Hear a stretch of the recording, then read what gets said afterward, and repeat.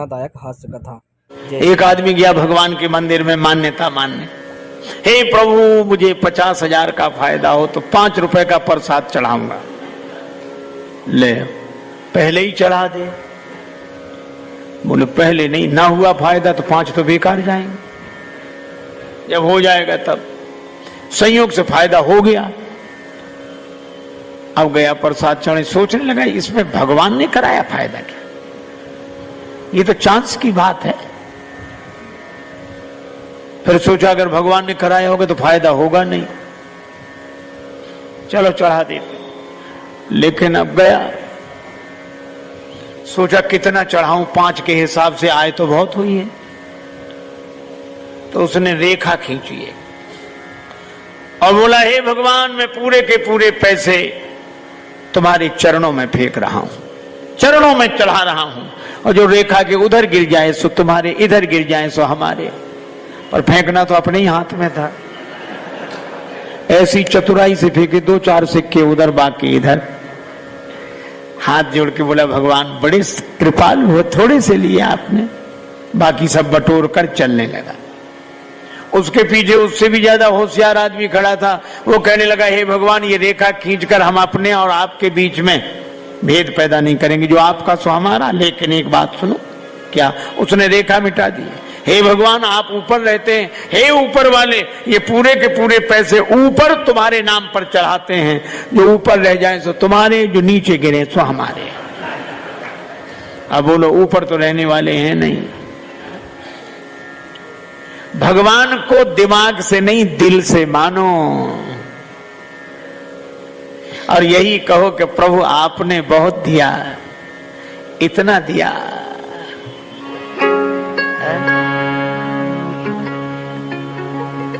इतना दिया दाता ने मुझको जितनी मेरी औकात नहीं। इतना दिया दाता ने मुझको जितनी मेरी औकात नहीं। ये तो तेरा कर्म है दाता, मुझ में ऐसी बात नहीं। और घर छोड़ने की बातें सुनकर हम लोग इतने तैयार हो गए हैं कि भगवान से जुड़ने की बात हमें याद नहीं रहती। मन को भगवान से जोड़ने की तो बात हम सोचते ही नहीं, हम तो घर ही छोड़ने की बात सोचते हैं। हमारा जोर छोड़ने पे है। अच्छा, जो छोड़ते हैं वे भी भैया ऐसे अद्भुत। एक सज्जन हमें मिले, वो जिसने घर छोड़ा गए ही नहीं। मैंने उनसे निवेदन किया, हमने कहा महाराज औरों के घरों में जाते हो कि नहीं? बोले जो बुलाता है सो जाते हैं। हमने कहा जब औरों के घरों में जाते ही हो तो उसी एक घर ने क्या बिगाड़ा था, जो क्या बिगाड़ा था उसने? बोले नहीं नहीं नहीं नहीं, वो तो मैं छोड़ चुका, तो छोड़ दिया। और आज मालूम कितने दिन हो गए? आज हिसाब लगा के बताएं, हमें 11 साल 6 महीने 3 दिन हो गए। इतना भी याद है कितना दिन हो गया छोड़े। हम नहीं जाते। तो हमने कहा क्यों नहीं जाते? अरे बोले हमारे सदग्रंथों ने, संतों ने कहा है छोड़ने के बाद अपने घर में नहीं जाना चाहिए, छोड़ने के बाद अपने घर में नहीं जाना चाहिए। तो हमने कहा कि छोड़ने के बाद भी अपना घर। अच्छा सोचो, छोड़ने के बाद भी अपना घर, फिर छोड़ा क्या है? छोड़ने के बाद भी घर अपना ही है। अरे इसका मर्म समझें। कबीरदास जी ने कहा, कबीरा खड़ा बाजार में लिए लुकाठी हाथ, जो घर फूंके अपना चले हमारे साथ। जो घर में आग लगाए हमारे साथ चले, मसाल लिए खड़े हैं। तो एक आदमी ने कहा हमें दो मसाल। चला घर फूंकने। कबीरदास जी बोले होश में जाना? बोले हाँ होश में जाना। अपने ही घर फूंकना?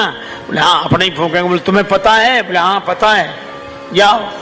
अब रास्ते में वो सोचने लगा कि अपना घर फूंके हैं,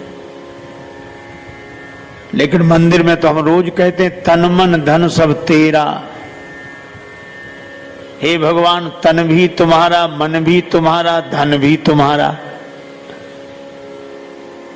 तो भगवान का है कि हमारा है? और हम फूंकने जा रहे हैं। लौटकर बोला कि महाराज समझ में नहीं आता कि भगवान का है कि हमारा हम फूंकने जा रहे हैं। कबीरदास जी बोले अब तुम समझ गए, यही फूंकना है, जिसे तुम अपना मानते हो उसे भगवान का मानने लगो, यही फूंकना है, हमारा नहीं है। अच्छा फिर एक अजीब बात है, जब हमारा है ही नहीं तो हम त्यागने वाले कौन होते हैं? हमारा हो तब तो छोड़ें, या हमारा है ही नहीं, है ही भगवान का, तो छोड़ने की जरूरत क्या है? बस ये याद बनी रहे कि हमारा नहीं है, भगवान का है। भगवान कहते हैं इसी में कल्याण। शर्त ये रखी गई थी कि पृथ्वी की परिक्रमा पूरी करके जो आवे उसी का विवाह पहले होगा। हमारे कार्तिकेय जी तो परिक्रमा करते रहे, गणेश जी ने माता पिता की परिक्रमा कर ली और उनका विवाह सानंद संपन्न हो गया।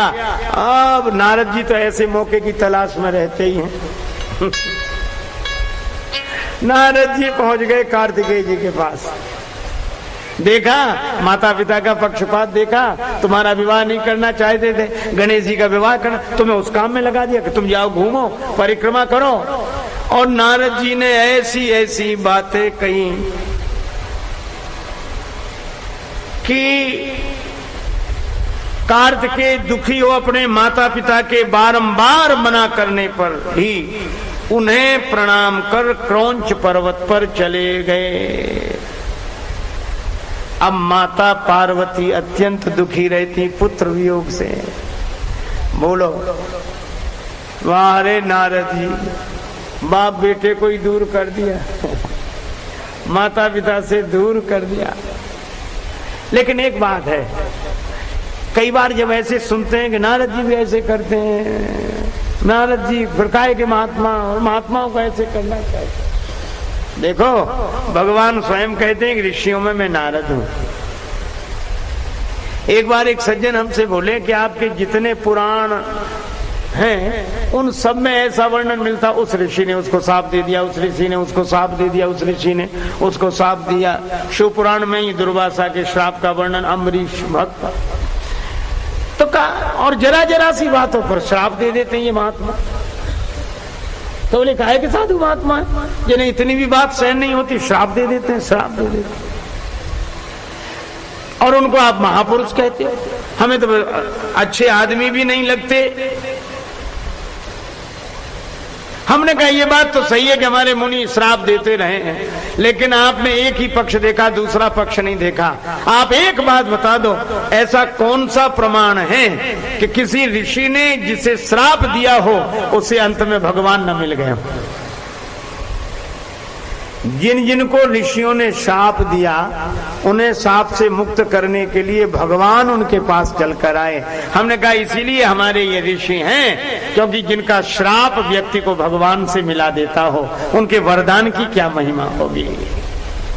तो नारद जी झगड़ा जरूर लगाते हैं, लेकिन इस झगड़े के द्वारा कोई लोक कल्याण का कार्य कराना चाहते हैं।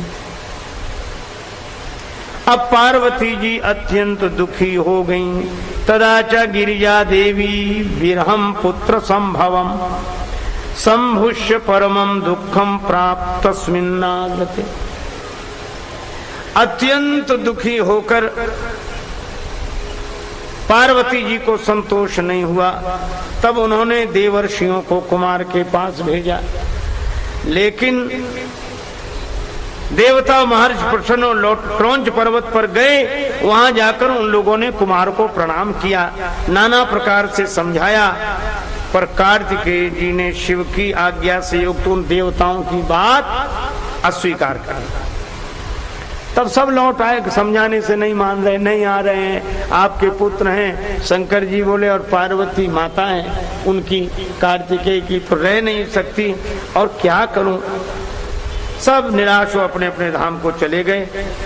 सदाशिव पार्वती दोनों ही पुत्र वियोग में अत्यंत दुखी थे।